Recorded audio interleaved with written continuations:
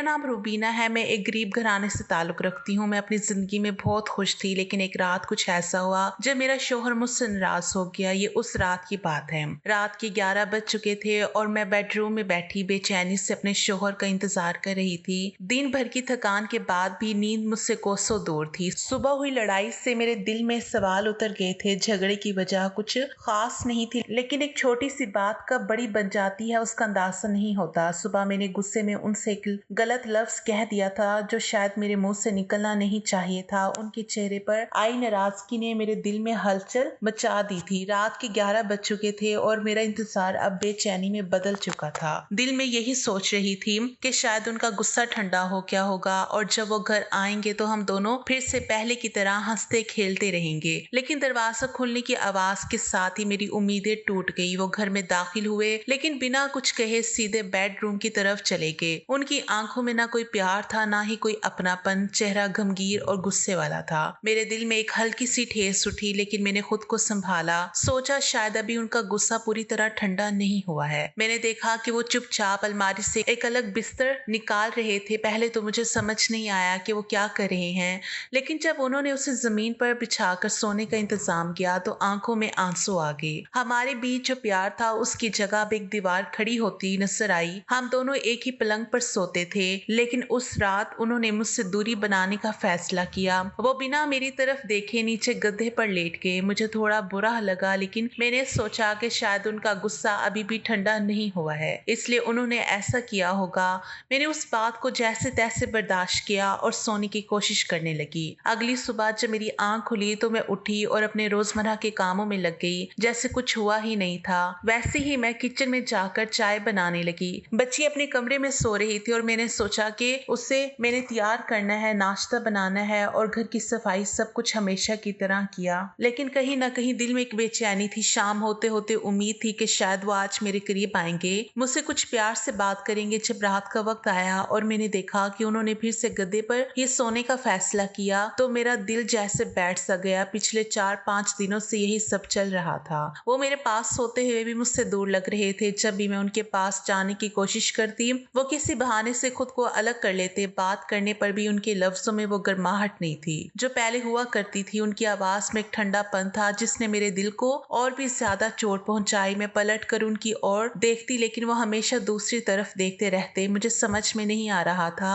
कि आखिर हमारे बीच ऐसा क्या हो गया जो उन्हें मुझसे इतना दूर कर दिया। क्या वो अब मुझसे प्यार नहीं करते या वो मेरे साथ नहीं रहना चाहते? इन सवालों ने मेरे दिल को झंझोर कर रख दिया था। ऐसा क्या था जो मैंने इतनी बड़ी गलती कर दी थी कि वो मुझसे बात नहीं करना चाहते थे और मुझसे दूर रहना चाहते थे? मेरे दिल में कई सवाल उठने लगे थे। उनकी दूरी मुझे अंदर से बहुत परेशान करने लगी थी। हमारे घर में बस हम 3 लोग ही थे, मैं, मेरा शौहर और हमारी एक छोटी सी बेटी।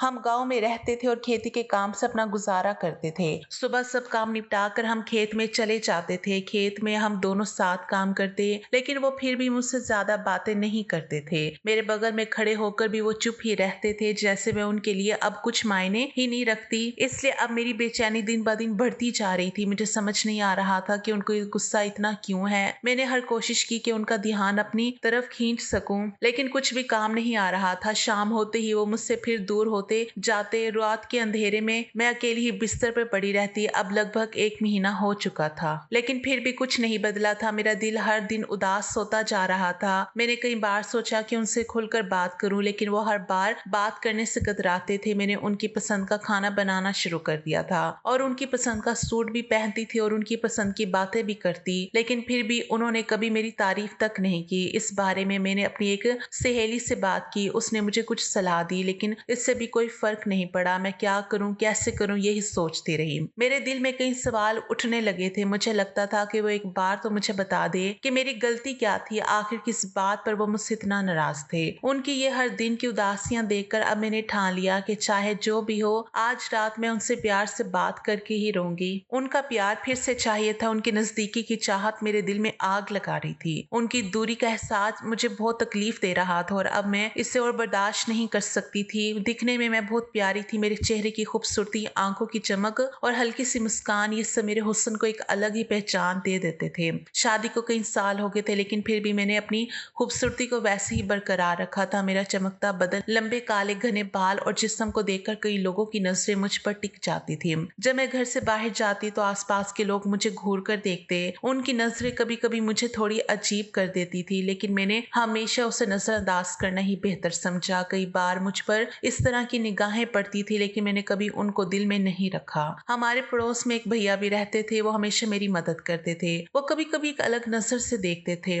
जिससे मुझे एहसास होता कि वो मेरे बारे में कुछ और सोच रहे हैं। फिर मैंने उस तरफ ज्यादा ध्यान नहीं दिया। कई बार उन्होंने मुझसे ज्यादा बात करने और अच्छे से पेश आने की कोशिश की, लेकिन मैंने उन्हें ज्यादा अहमियत नहीं दी। मुझे पता था कि कुछ मर्द ऐसे होते हैं जिनकी नजर सिर्फ हम पर होती है, और जब उनका मकसद पूरा हो जाता है तो वो उन्हें छोड़ देते हैं। मुझे ये सब मालूम था, इसलिए मैं कभी उस रास्ते पर नहीं गई। मैंने हमेशा अपनी इज्जत को कायम रखा था। खैर, एक दिन सुबह मैं और मेरे शोहर हमेशा की तरह खेत में काम करने के लिए निकल पड़े। आसमान में काले बादल छा गए थे और मौसम कुछ अलग ही कह रहा था। फिर भी हम हमेशा की तरह खेत में काम करने लगे। दोपहर तक बादल घने हो गए और अचानक बादलों की गरजने की आवाज सुनाई दी। फिर बारिश शुरू हो गई। ये देखकर हम जल्दी से खेत में बनी एक झोंपड़ी में चले गए। अब दोपहर के 2 बज चुके थे और बारिश तेज हो रही थी। थोड़ी देर बाद बारिश के साथ ओले भी गिरने लगे। मौसम में ठंडक फैल गई थी और अचानक से बहुत ठंड लगने लगी। बारिश और ओलों की तेज बौछार के साथ ठंडी हवा भी चल रही थी। हम झोंपड़ी में सरकश थे, लेकिन ठंड से हमारे हाथ पांव सुन्न होने लगे थे। मेरे शोहर की हालत मुझसे भी ज्यादा खराब हो रही थी। उनका जिस्म ठंड से कांप रहा था और मैं उनके चेहरे पर फिक्र देख सकती थी। इस ठंड में हमने आग जलाने की कोशिश भी की, लेकिन झोंपड़ी में उसकी गुंजाइश नहीं थी।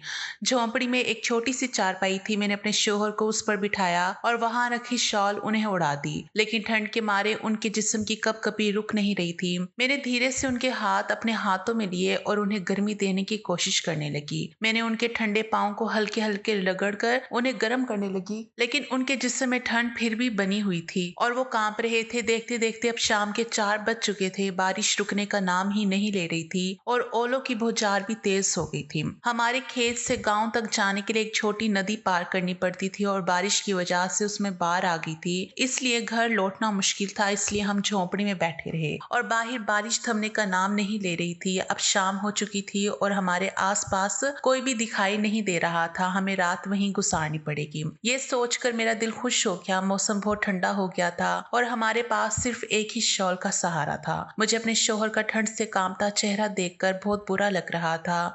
उसके होंठ कांप रहे थे और वो ठीक से बोल भी नहीं पा रहा था। तब मैंने उनका चेहरा अपने हाथों में लिया और उनके माथे पर हाथ रखकर महसूस किया कि वो कितना ठंडा हो गई हैं। फिर मैंने उनसे पूछा, आपको बहुत ठंड लग रही है? उन्हें ऐसे देखकर मुझे कुछ नहीं हो रहा, ऐसा कहना गलत होता, इसलिए मैं उन्हें अपने पास खींचकर उनके जिस्म को गर्माहट देने की कोशिश कर रही थी। कभी कभी मुझे अपने शोहर पर गुस्सा भी आता था, क्योंकि इतने दिनों से वो मुझसे ठीक से बात भी नहीं कर रहे थे और ना ही मेरे पास आए थे। उनकी इस दूरी ने मेरे दिल में बेचैनी भर दी थी। लेकिन आज हालात कुछ और थे। बारिश ठंड की वजह से दोनों ही परेशान थे। मुझे आज अपने शोहर की देखभाल करनी थी। रात बहुत ठंडी थी और झोंपड़ी में इतनी ठंड थी कि हमें ऐसा लग रहा था कि अगर हमने कुछ नहीं किया तो शायद हम इस ठंड से बच ही नहीं पाएंगे। रात को बारिश तो थम गई थी, लेकिन नदी में आई बाढ़ की वजह से घर लौटना अभी भी मुमकिन ना था। इसलिए मैं धीरे धीरे उनके पास गई। वो ठंड की वजह से बहुत ज्यादा कांप रहे थे। उन्हें इस हालत में देखकर मेरा दिल हुआ कि जल्द से जल्द उनके करीब जाऊं। जो भी तकरार और गलत फहमियां हमारे बीच थी, उन्हें भूलना भी जरूरी था।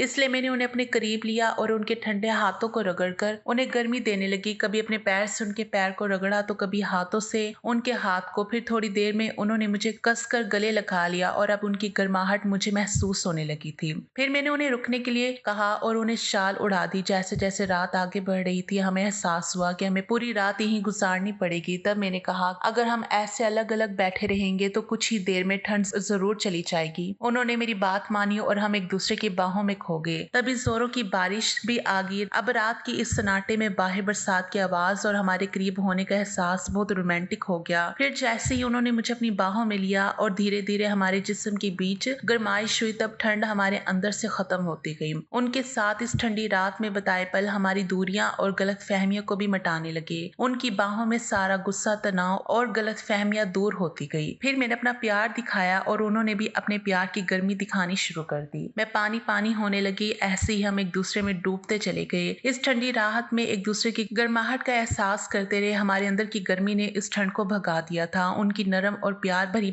मोहब्बत से एहसास हुआ। धीरे धीरे उन्होंने मुझे प्यार से चूमा। जब उनके होंठ मेरे होंठों पर आए, तब हमारे बीच जो गर्माहट थी उसने हमें और प्यार करने पर मजबूर कर दिया। उसके बाद हम रात भर एक दूसरे में समाये रहे और अपनी 1 महीने की जो तड़प थी उससे मटाने लगे। सुबह कब हुई हमें पता ही नहीं चला। जब धीरे धीरे सूरज की किरणें झोंपड़ी की दरारों से अंदर आने लगी और मुझे महसूस हुआ कि रात का अंधेरा अब पीछे छूट गया है, तब मैं बाहर आई तो देखा कि माहौल बहुत ही खुशनुमा हो चुका था। बारिश पूरी तरह से थम चुकी थी और ठंडी हवा अब धीरे धीरे गर्माहट ला रही थी। सुबह के 8 बजे थे और हल्की धूप आसमान में चमक रही थी। मैं वापस झोंपड़ी में गई तो देखा मेरे शौहर अभी भी सो रहे थे। रात की सारी थकान की वजह से वो गहरी नींद में थे। तब मैंने उन्हें धीरे से जगाया और कहा कि उठो, सुबह हो गई है। तब उन्होंने आंखें खोली और धीरे धीरे बाहर आए। अब हम दोनों झोंपड़ी के बाहर खड़े होकर धूप की गर्माहट महसूस करने लगे। रात की ठंड और बारिश से अब धीरे धीरे धूप की गर्मी से मिट रही थी और हमारे जिस्म में फिर से गर्माहट लौटने लगी थी। इस ठंडी रात में हमने एक दूसरे के एहसास से अपने रिश्ते को बचाया था और अब नए दिन की शुरुआत नई सोच के साथ होनी थी। तभी मेरे शौहर मेरे पास आए। फिर उन्होंने धीरे से मेरा हाथ थामा और माथा चूमा और कहा, रात को अगर तुमने अपना बीवी होने का हक नहीं निभाया होता तो शायद आज हम दोनों ठंड से मर गए होते। समझदारी से तुमने हम दोनों की जान बचाई, उसके लिए मैं तुम्हारा कर्जदार बन गया हूँ। तब उनकी आवाज में एक अपनापन और मोहब्बत महसूस हो रही थी। फिर वो थोड़ा खामोश हो गए और फिर मेरी तरफ देखकर बोले, मुझे माफ कर दो, मैंने बहुत बड़ी गलती की है। 1 महीने से तुमसे गलत रवैया इख्तियार कर रहा था और नाराज होकर तुम्हें दूर रखा और तुम्हारा हक तुम्हें नहीं दे पाया। मेरा रवैया सही नहीं था। तब उनकी आंखों में पछतावा साफ दिख रहा था। तब मैंने उनके हाथ पर प्यार से हाथ रखा और कहा,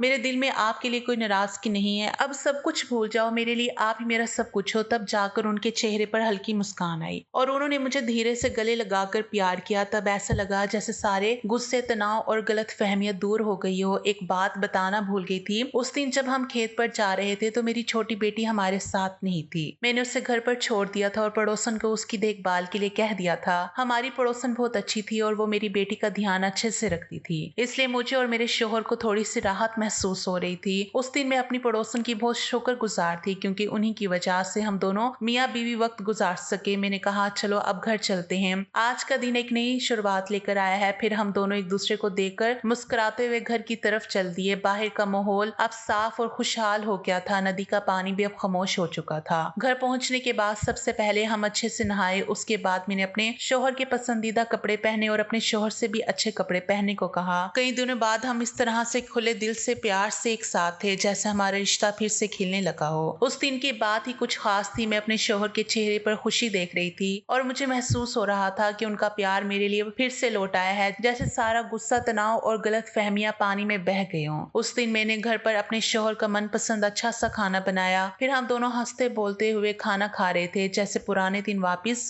लौट आए हो। सब कुछ फिर से पहले जैसा हो गया था। हमारे घर में पहले जैसी खामोशी, मोहब्बत और खुशी वापस आ गई थी। उस रात से मैंने बहुत कुछ सीखा। बारिश, ठंड और सर्दी ने भले ही परेशान किया हो लेकिन हमने अपनी मोहब्बत को फिर से महसूस किया। उस दिन अगर इतनी तेज बारिश नहीं हुई होती और हमें उस झोंपड़ी में नहीं रुकना पड़ता तो शायद मुझे अपने शौहर का प्यार फिर से नहीं मिलता। इस ठंडी रात में जब हम एक दूसरे के पास आए थे तब सब कुछ बदल गया। अब हम हमेशा की तरह हम मोहब्बत से खुश होकर एक दूसरे के साथ रहने लगे और हमारा रिश्ता फिर से नए जोश से खिल उठा। तो रिश्ते हमारी जिंदगी का सबसे बड़ा हिस्सा होता है, चाहे वो मियाँ बीवी का हो, दोस्ती का हो। इन सभी रिश्तों की बुनियाद प्यार, यकीन और एक दूसरे की देखभाल पर टिकी होती है। जब भी किसी रिश्ते में मसला आता है तो उसे सुलझाने की कोशिश करें।